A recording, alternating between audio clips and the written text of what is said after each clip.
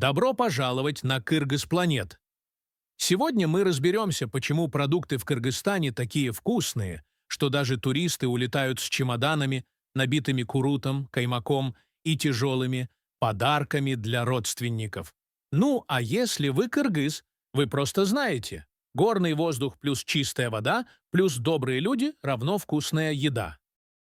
Кыргызстан– это страна, где даже воздух работает как повар.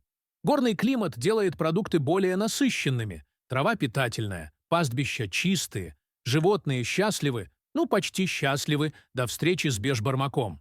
В Европе коровы ходят по травке, в Кыргызстане– по горной травке. Разница чувствуется даже в молоке.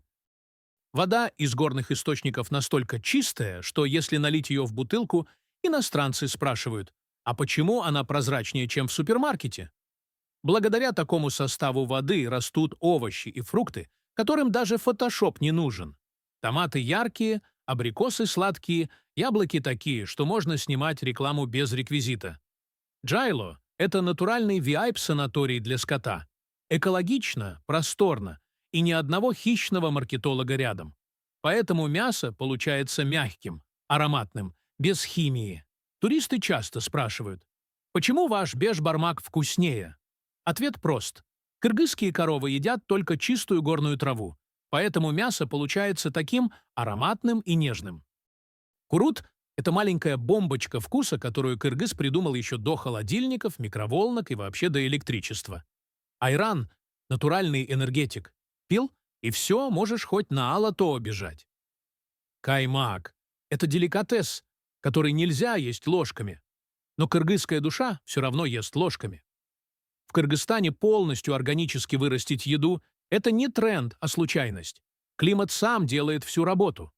Поэтому многие продукты вкуснее, потому что никто им не мешает быть вкусными.